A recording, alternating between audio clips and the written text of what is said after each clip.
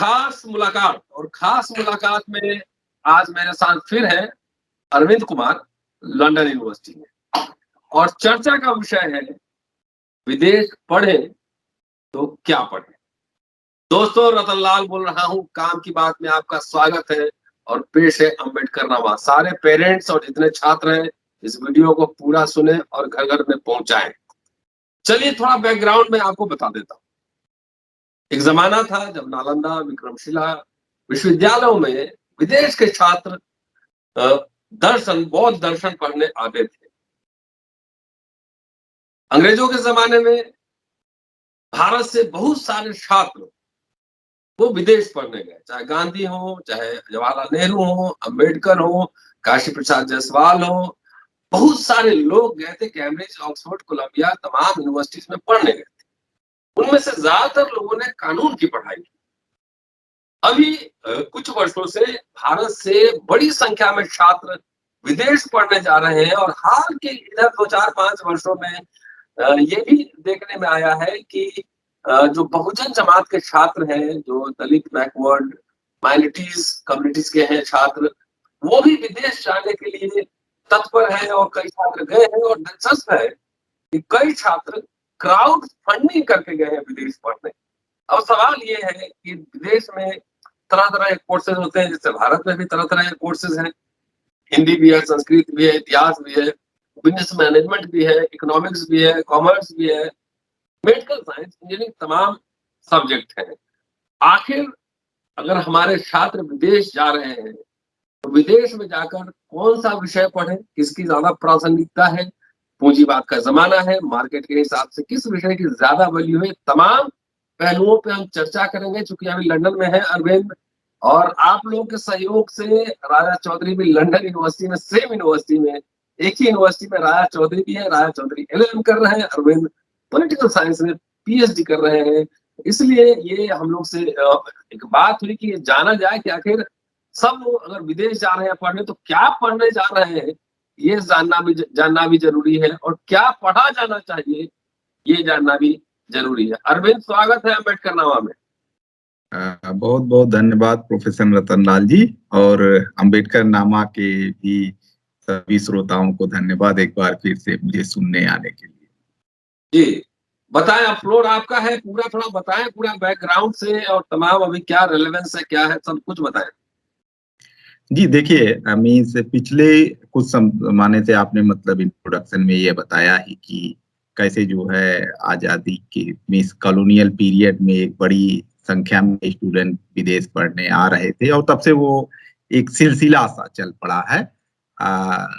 उसमें जो है तब जो ज्यादातर लोग आ रहे थे पढ़ने के लिए वो कानून पढ़ने आ रहे थे। उसका एक कारण ये था कि ब्रिटिश सरकार ने जो इंडियन पीनल कोड और तमाम जो कानूनी धाराएं मतलब जिससे भारत को रूल कर रहे थे, उनको लेकर वहाँ के बड़े जमींदारों के, रजवाड़ों के और इन सबके मुकदमे होते थे, और वो मुकदमे ब्रिटेन में प्रीवी काउंसिल तक आते थे, यहाँ तक लड़ने आना होता था।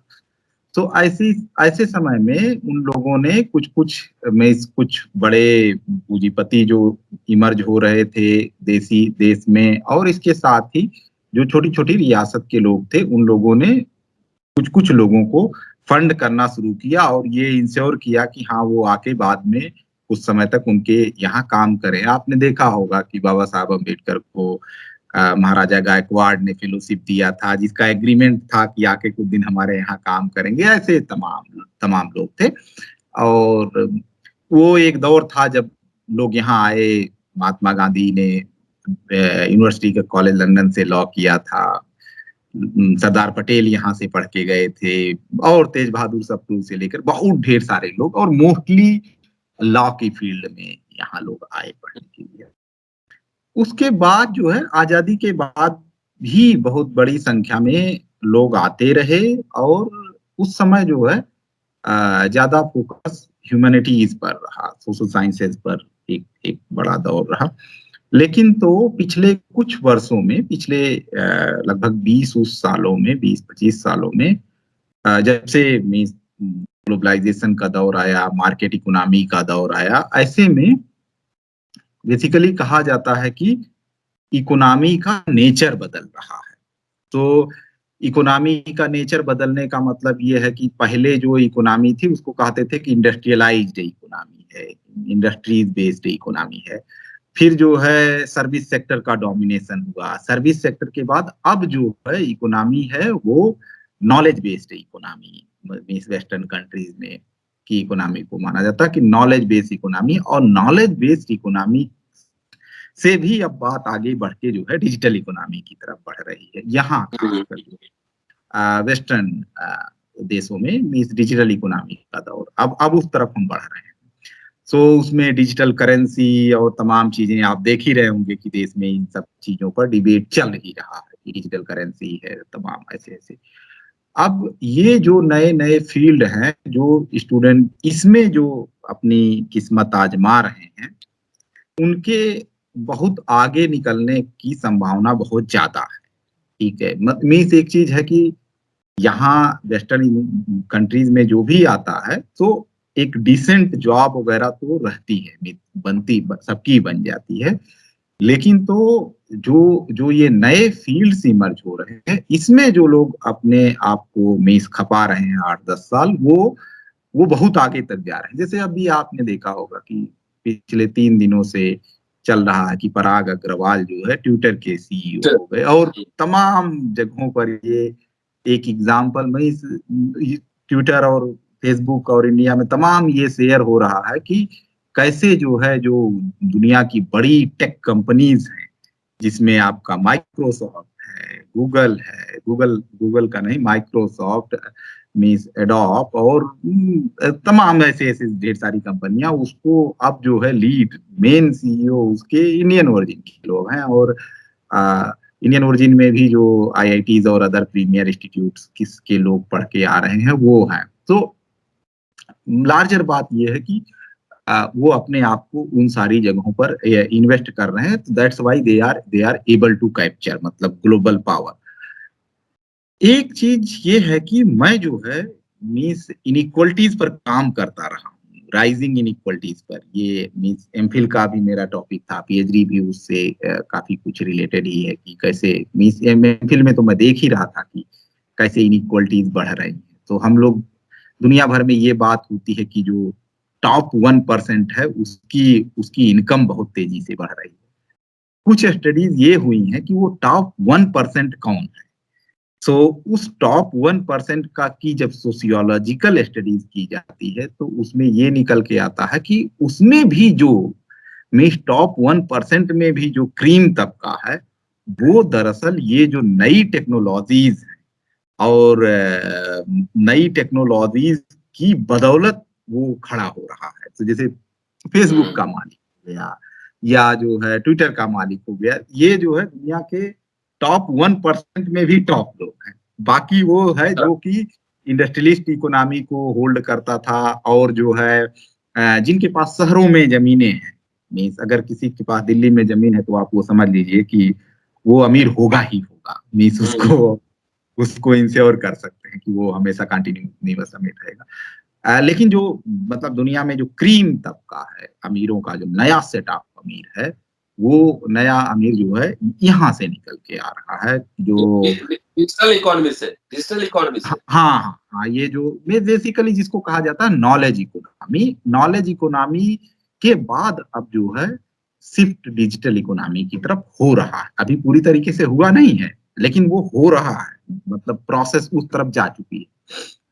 अभी हम लोगों की तरफ आप देखेंगे कि लार्जली जो ज्यादातर स्टूडेंट्स मतलब वहाँ इंडिया से आते हैं, जो जिनको बड़ा प्लेसमेंट इन देशों में मिलता है, वो जो है एक कुछ डिसिप्लिन जो नई इमर्ज हो रही हैं और उसमें लोग काम करते हैं, वो है आपके आर्टिफिशियल इंटेलिजेंस में बहुत काम हो रहा है इस तरफ जो है। और मीन्स ये ऐसी डिसिप्लिन है कि जो अलग अलग फील्ड में धीरे धीरे एंट्री कर रही है, पॉलिटिकल साइंस से लेकर सोशियोलॉजी, मेडिकल साइंस, तमाम जगहों पर वो एंट्री कर रही। सो जो इनिशियली उस फील्ड में आ रहे हैं उनके लिए ज्यादा बेहतरीन पॉसिबिलिटीज है। डेटा साइंस पर बहुत अच्छा प्लेसमेंट है यहाँ। मैं देख रहा हूँ कि मेरे जो साथी आए हम लोगों से बाद में है वो अचानक से 2 साल में मीन्स अब करोड़ों रुपए की जो है प्लेसमेंट पा चुके हैं। तो ये हो रहा है, मतलब जो डिसिप्लिनरी जो बाउंड्रीज है वो उस डायरेक्शन में ले जा रही हैं। तो आपका आर्टिफिशियल इंटेलिजेंस हो गया, डेटा साइंस हो गया, फाइनेंशियल मैनेजमेंट जो है वो बहुत हाईली डिमांड में है इस तरफ। इसके साथ ही मशीन लर्निंग वगैरह का भी नया कॉन्सेप्ट आया है, मशीन लर्निंग पर बहुत ज्यादा फोकस है। इन सारे फील्ड में जो है जो लोग आ रहे हैं वो उनके आगे जाने की काफी ज्यादा मीन्स पॉसिबिलिटी। इसके साथ जो है एक जो बड़ा मतलब जैसे आप देख रहे हैं कि ग्रेजुअली जो है सब कुछ डिजिटलाइज हो रहा है, तो इससे बड़ा कंसर्न डिजिटल सिक्योरिटी का भी आया है। साइबर सिक्योरिटी, डिजिटल सिक्योरिटी, इस फील्ड में भी जो लोग इधर आ रहे हैं उनके लिए मतलब बड़ी पॉसिबिलिटी मतलब जब मैं ये कहता हूँ 2 चीजें हैं, ये नहीं है कि बाकी लोग बेकार हो रहे हैं, ठीक है। मैं ये कह रहा हूँ कि जो है ये ऐसी जगह है जहां पर लोग जो है हो सकता है कि पॉसिबली मीन्स प्रोबेबली कम एटलीस्ट जो है पैसे के मामले में इस फील्ड में काम करने वाला आदमी 8-10 सालों में हो सकता है कि दुनिया का बहुत बड़ा आदमी हो जाए इन टर्म्स ऑफ मनी। जहां तक मतलब अगर मैं देखूं इंडिया में जो डायस्पोरा के स्टूडेंट्स आ रहे हैं उसमें भी जो है नॉर्थ एंड साउथ में एक क्लियर कट डिवाइड है, ठीक है। अच्छा। हाँ, नॉर्थ एंड साउथ में क्लियर कट डिवाइड है। साउथर्न स्टेट्स के स्टूडेंट्स ज्यादा जो है टेक्नोलॉजी और इन सारी फील्ड में आ रहे हैं, और जो है जो नॉर्दर्न स्टूडेंट है मतलब मेजॉरिटी की बात मैं कर रहा हूँ, हो सकता है कि ये भी हो कि नॉर्थर्न एरिया से भी स्टूडेंट जो है इस फील्ड में आए, लेकिन जो आपको मोर और लेस मतलब एक बड़ा पैटर्न दिखाई देगा। और नॉर्थ इंडिया के स्टूडेंट्स जो है वो उस फील्ड में मीन्स टेक्नोलॉजी वाली फील्ड में वो पिछड़ रहे हैं। इसी तरीके से जो हमारे मीन्स जो सोशल बैकग्राउंड के अकॉर्डिंग भी देखा जाए तो जो means so called upper caste students हैं वो ज्यादा टेक्नोलॉजी और इन सारी फील्ड में यहाँ पर हैं बनिस्पत की जो मार्जिनलाइज तबका है। मार्जिनलाइज तबका अभी भी मतलब आपने देखा होगा कि ज्यादातर जो है साउथ एशियन डिपार्टमेंट और एंथ्रोपोलॉजीज और इन्हीं सब डिसिप्लिन में लार्जली आ रहे हैं। इन सारी जगहों पर तो साउथ एशिया के लिए अलग से डिपार्टमेंट खोल दिया है इन्होंने कि हमें इन साउथ एशियन स्टडीज ही डिग्री दे रहे हैं। तो उन जगहों पर जो है थोड़ा सा अभी जो है कम है। मैं जो मतलब जो नए जनरेशन के लिए जो लोग आने का प्लान कर रहे हैं, मेरा एक एडवाइस ये भी है, मैं कंटिन्यूअसली लोगों को ये कह भी रहा हूँ कि जो मीन्स जिस तरह का सोसाइटी बदल रहा है, मतलब समाज हमारा चेंज हो रहा है, और जिस तरीके से मनी एक बड़ा रोल प्ले करने जा रही है चीजों को डिसाइड करने में, और कर भी रही है और आगे और भी करती चली जाएगी। ऐसे में जो जो नई फील्ड है उस नई फील्ड में लोगों को हाथ पैर मारना बहुत जरूरी हो गया है, और बहुत मतलब नितांत जरूरी है, जिसमें आपका डिजिटल इकोनॉमी, आर्टिफिशियल इंटेलिजेंस से लेकर मशीन लर्निंग, ये डेटा साइंस, ये तमाम जो फील्ड है means financial economics, wealth management, ये सब जो बहुत ढेर सारे जो नए नए फील्ड है, इसमें जो है लोगों को ट्राई करना एटलीस्ट बहुत जरूरी है, क्योंकि ये फील्ड ऑल ऑफ सडन जो है लोगों को मीन्स जिसको कहते हैं कि इंटरप्रेन्योरियल है, आपको निकाल के जो है एक टॉप लेवल पर पहुंचा देंगे, और फाइनेंशियली एटलीस्ट आदमी जो है बहुत रिच हो जाएगा। मैं ये बात हमेशा आजकल लोगों से कहता हूँ कि अगर हमारे पास जो है मीन्स 10 फिलैंथ्रोपिस्ट बिलियनर हो जाए तो हम 2-4 तो यूनिवर्सिटी चला ही सकते हैं, ठीक। तो मार्जिनलाइज तबके से अगर कुछ बिलियनर हो जाए, चला भी रहे हैं। आप देखिए इंडिया में जो है अजीम प्रेम जी चला रहे हैं, बहुत आराम से अच्छे से चला रहे हैं। मैंने देखा है कर्नाटक में जैन यूनिवर्सिटी है, जैन यूनिवर्सिटी लोग चला रहे हैं, जैन कम्युनिटी चला रही है।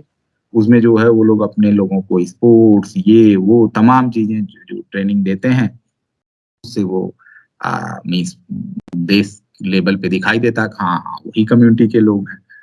वो जो है उस तरह का मीन्स जिसको कहते हैं कि फिलैंथ्रोपिस्ट बिलियनर हमें बनाना होगा, खासकर जो जिस तरह का ग्लोबलाइज्ड वर्ल्ड में जहां हम जा रहे हैं, जिस तरीके से दुनिया बढ़ रही है, उस हिसाब से हमें करना होगा।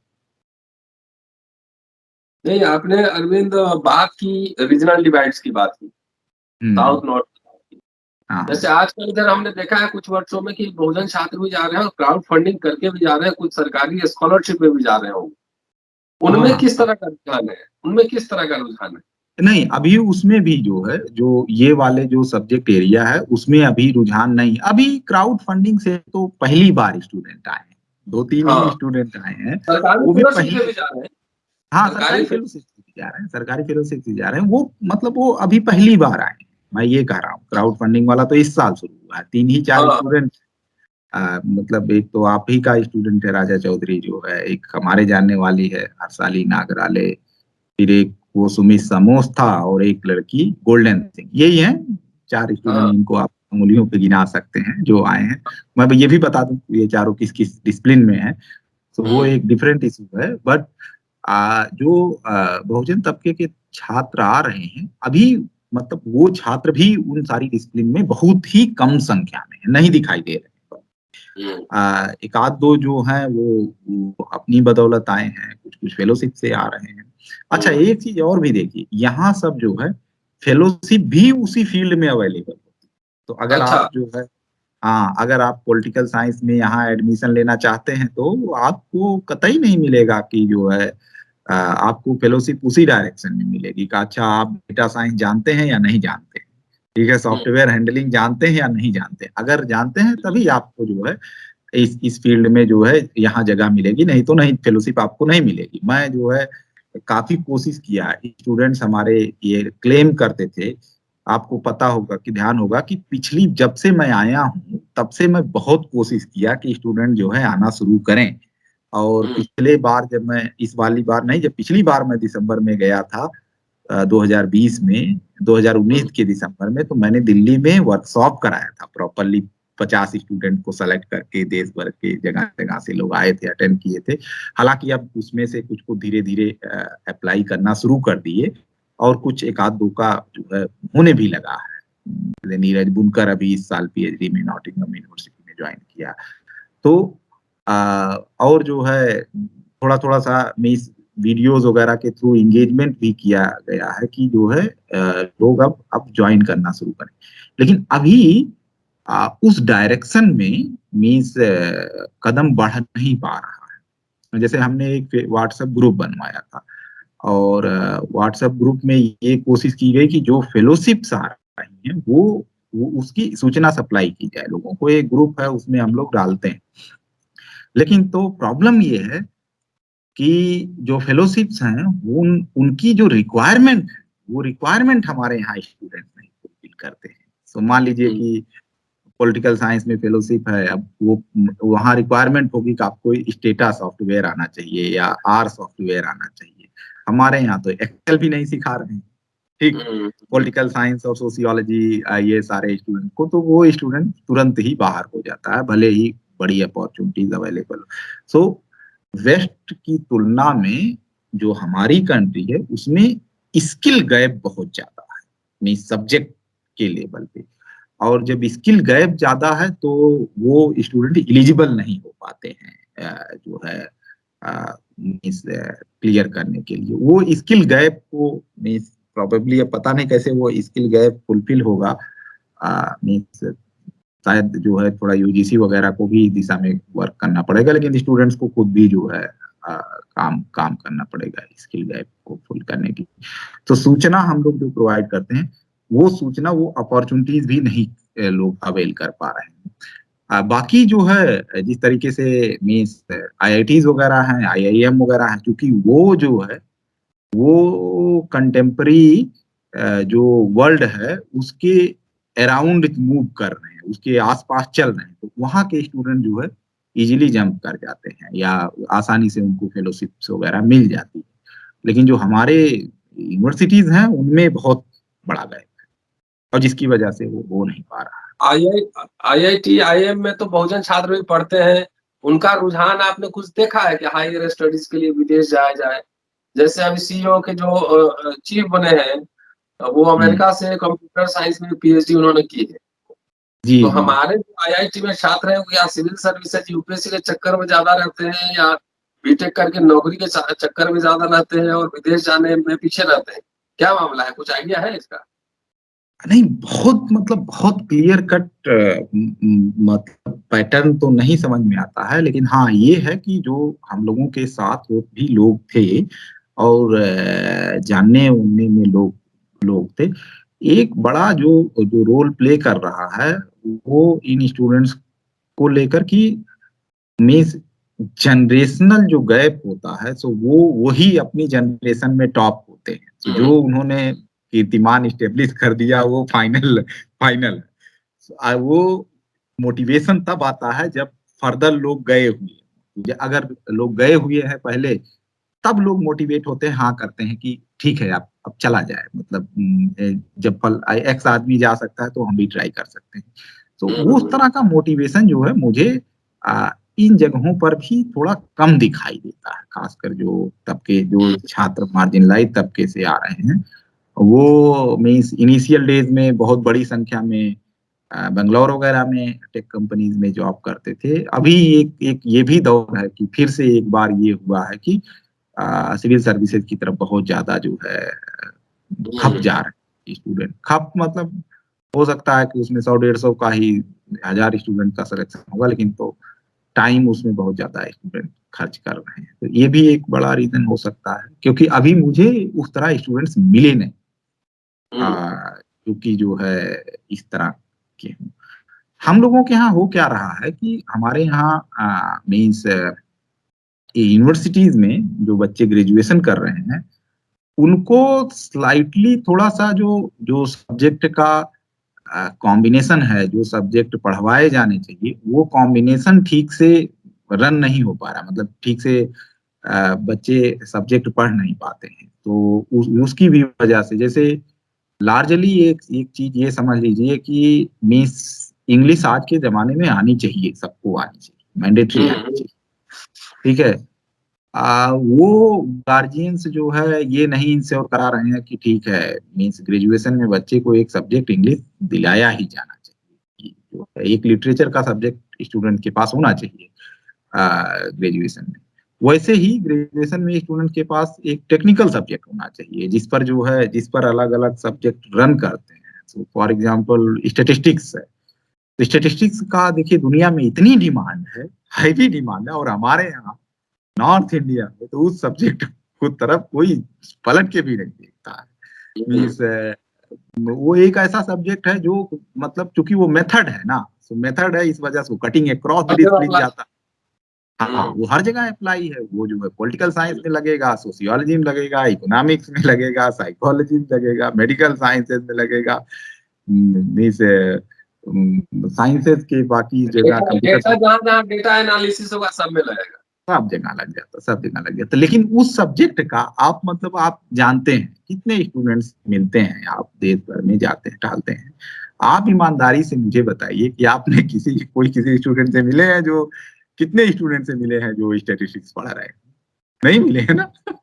ये कोई मुझे और आपको खुश करने वाली बात नहीं है, मतलब ये ईमानदारी से एक्सेप्ट हम लोगों को करना चाहिए कि वास्तव में इन सारी फील्ड में बच्चे हैं ही नहीं, और जब है नहीं तो यहाँ जो अपॉर्चुनिटीज है उससे मिस करेंगे। आप समझिए कि देश में 4-5 इंडियन स्टैटिस्टिकल इंस्टीट्यूट है, उन सारी जगहों पर भी नहीं बच्चे हैं हम लोगों को, तो ये थोड़ा सा ये गैप है बेसिकली। अरविंद और एक सवाल मेरे जहन में जी जी जी जी जी पूछिए। एक सवाल मेरे जहन में आ रहा है कि जो सबसे बहुजन जमात का जो सबसे क्रीम बच्चा है, वो सरकारी नौकरी बाबू डम के चक्कर में उधर चला जाता है। ये डॉक्टर भी अम्बेडकर कहा करते थे कि नॉलेज इज पावर। अगर वही बच्चे 100-200 बच्चे विदेश जाए तो मुझे लगता है कि सिविल सर्वेंट बन के जितना कंट्रीब्यूट क्या करेंगे, वो तो नौकरी अपने लिए। अगर वही 100 बच्चे अगर आईआईटी आईएम के विदेश जाए तो मिलियनेयर मल्टी मिलियनेयर बन सकते हैं, समाज का कुछ कल्याण भी कर सकते हैं, यूनिवर्सिटी भी खोल सकते हैं, फेलोशिप भी दे सकते हैं, ऐसा हो सकता है ना?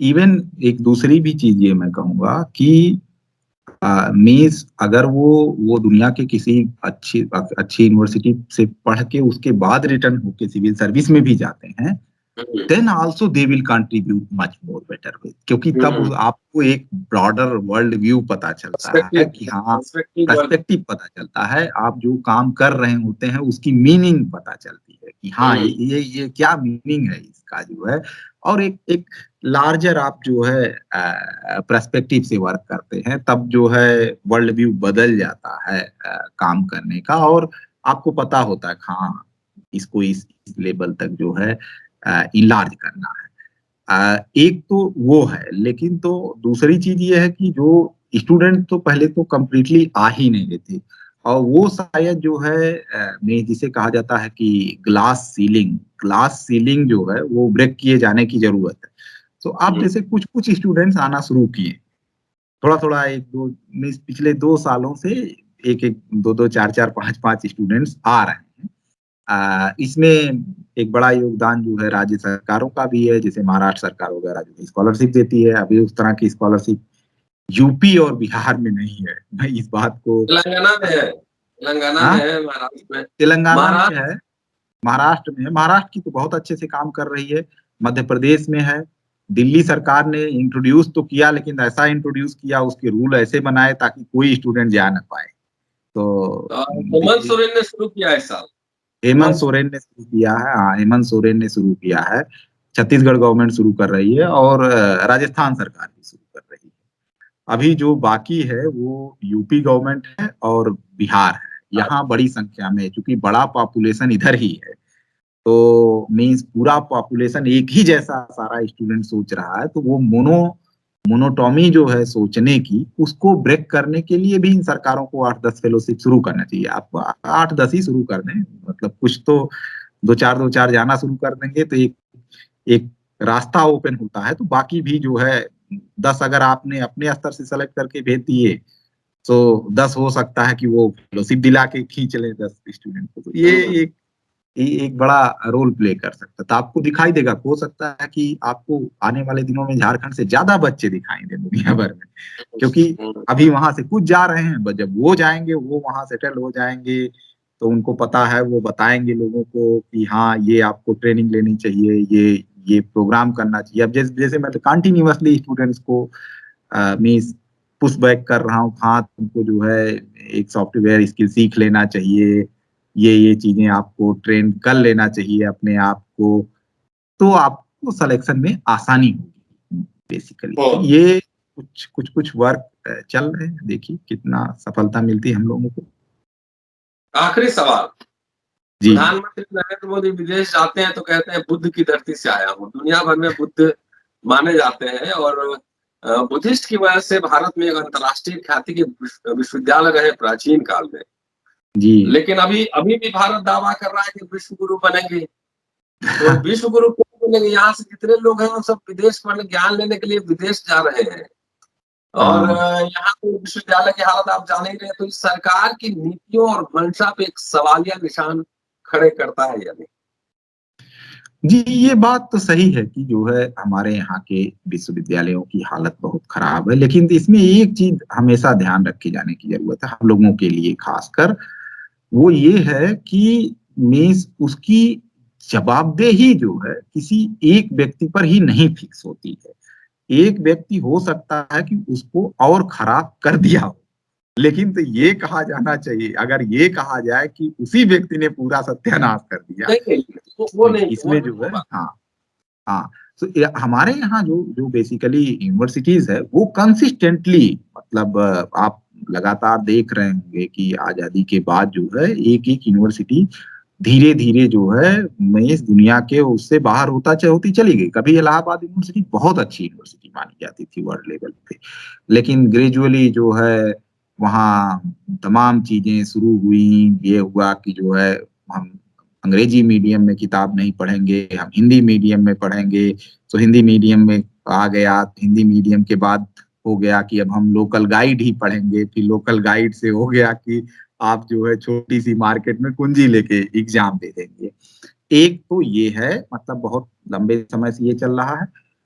3 बड़े रीजन है अपने यहाँ की यूनिवर्सिटीज को एक खराब होने का, जो मैं मोटे तौर पर समझता हूँ।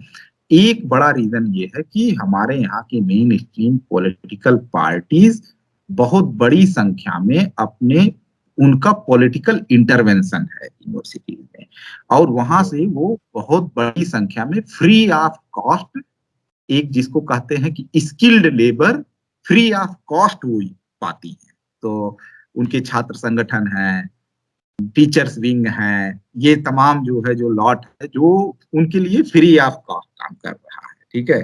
तो इस वजह से पॉलिटिकल पार्टी का इंटरवेंशन है, जब उनको समय मिलता है तो वो अपने स्तर से अपॉइंटमेंट वगैरह ये सारा वर्क करती है। दूसरा जो है जो जो जो बड़ा रीजन है वो है कि जितना अमाउंट मिलना चाहिए यूनिवर्सिटीज को वो फाइनेंस भी नहीं है यूनिवर्सिटीज में।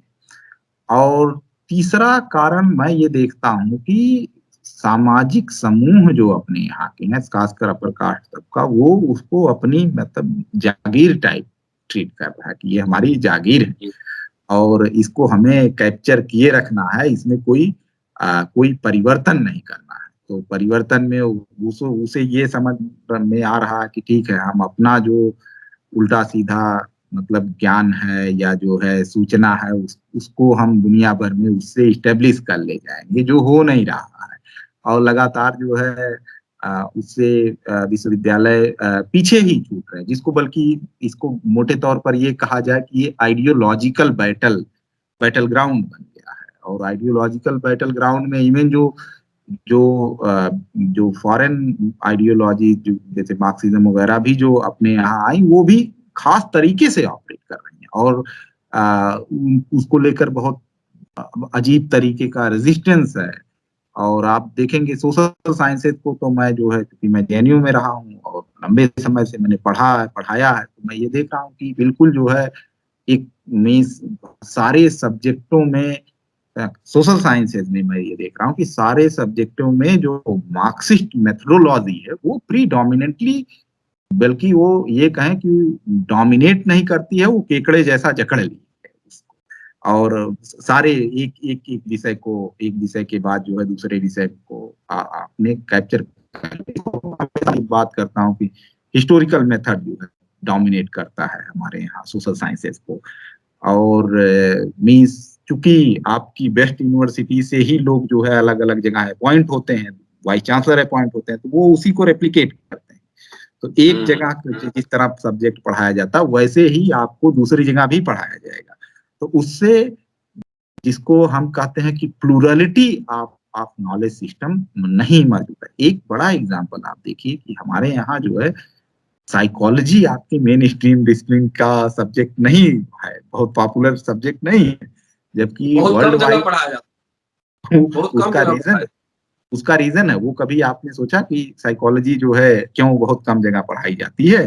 वो झगड़ा जो है, वो जो अर्ली साइकोलॉजिस्ट थियरिस्ट हैं सिगमंड फ्रायड वगैरह, उन लोगों का जो मार्क्सवादियों से लड़ाई थी ग्लोबल लेवल पे, वो उसका आउटकम है बेसिकली कि जहां हम पावर, हाँ वो उसका आउटकम है। ऐसे नहीं समझिए कि वो बहुत ही जो है ऐसे ही हो गया है, वो आइडियोलॉजिकल डिफरेंसेस की वजह से है। ऐसे ही अपने यहाँ जो है स्टैटिस्टिक्स सब्जेक्टों में नहीं जगह बना पाई, उसका भी यही कारण है कि क्योंकि वो मेथड जो है मार्क्सिस्ट मेथड के काउंटर करता है, वो सेपरेट अलग अलग तरीका है।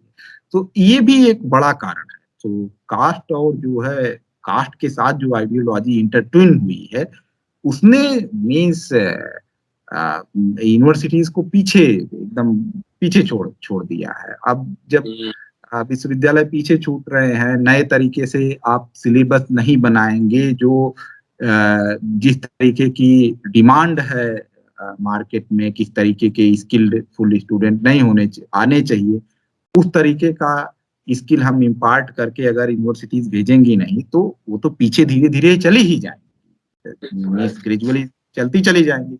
और जो वो स्किल सप्लाई करेंगे वो आपके सामने जो है मीन्स प्रीडोमिनेंट रहेंगे, वो लाइमलाइट में रहेंगे। तो वो लाइमलाइट जो है दूसरी जगहों से आ रहा है। अब इस पूरे उसमें जो है जो नुकसान है, बड़ा नुकसान, वो जो मार्जिनलाइज तबके का बच्चा है उसका है।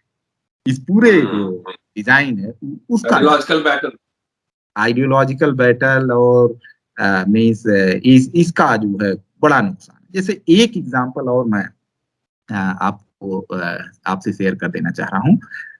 उत्तर प्रदेश में हमारे यहाँ हिंदी पढ़ने वाले व्यक्ति को संस्कृत पढ़ना कंपलसरी है। ठीक है। सो हिंदी जो है, अगर आप हिंदी सब्जेक्ट लिए हो, आज जाके चेक करिएगा यूपी में, सो वहां हिंदी विषय में 2 किताब चलती है, एक हिंदी होती है और एक संस्कृत होती है। ठीक। इसके बाद संस्कृत एक अलग सब्जेक्ट भी होता है। तो संस्कृत एक सब्जेक्ट होगा, इसके बाद हिंदी में बंदा हिंदी भी पढ़ेगा, संस्कृत पढ़ेगा।